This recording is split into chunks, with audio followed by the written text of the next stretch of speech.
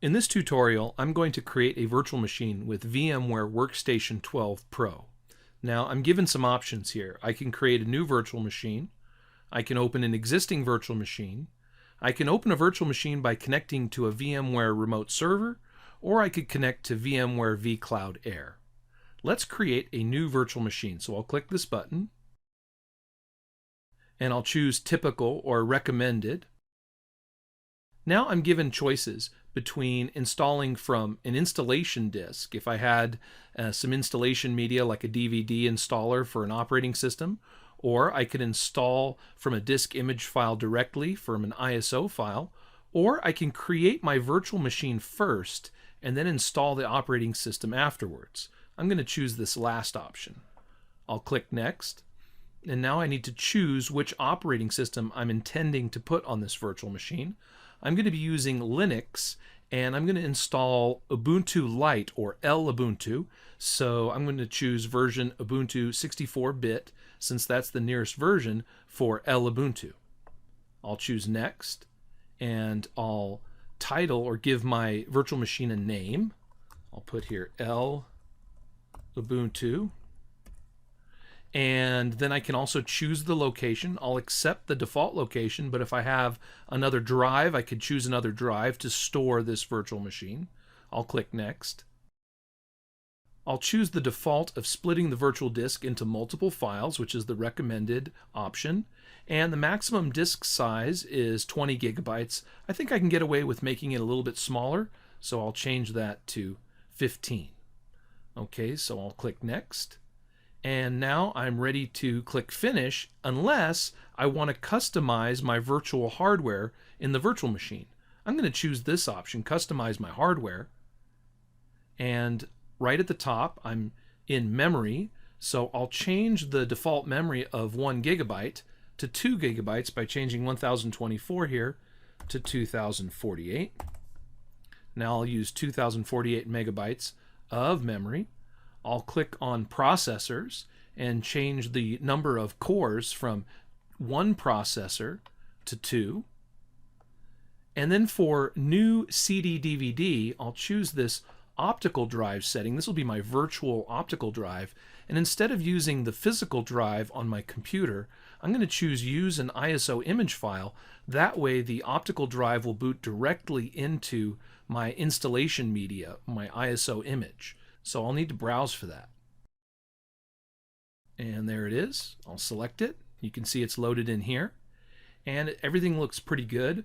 I'll accept the default settings for my network adapter, which is in NAT mode, and I'll click Close and Finish.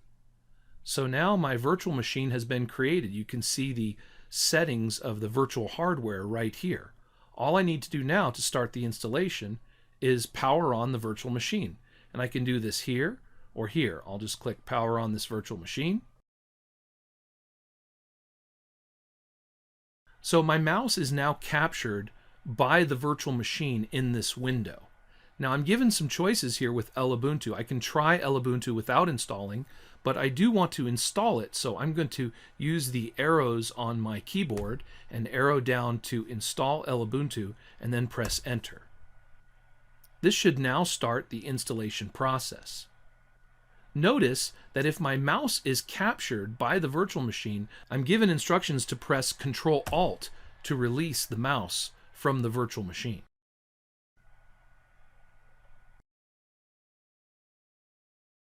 All right, I'm presented with the installation screen, so I'll capture the mouse again into the virtual machine window, choose the language, press Continue. I'll choose this to install the third-party software. Click Continue. On the next screen, I'm given a choice, and this, if you're new to creating virtual machines, don't let this fool you. It gives me a warning. This computer currently has no detected operating systems. What would you like to do? Erase disk and install Ubuntu. Now, this doesn't mean it's going to erase my hard drive on my computer. It's going to erase the virtual disk, the virtual hard disk of this virtual machine. So I do want to choose option 1 here, erase disk and install Ubuntu. So I'll click Install now. And I'm given another warning. I'll click Continue. I'll accept my default location, choose my keyboard layout. Notice that I may need to scroll the window over. No problem. Give myself a name and a password.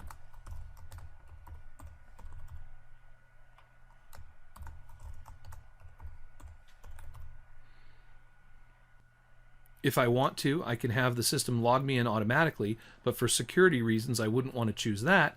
And if this needed to be a secure system, I could encrypt my entire home folder. I'll click Continue. And now the necessary files are being copied and the installation is proceeding. Okay, the installation is complete, and all I need to do is restart my system to start using my new VM. So I'll click Restart Now. I'm given a message to remove the installation medium and then press Enter. I'll just press Enter because my installation media is the ISO file which I connected to my virtual optical drive. Okay, I'm presented with a logon screen. I'll put in my password and log in. I now have access to Ubuntu.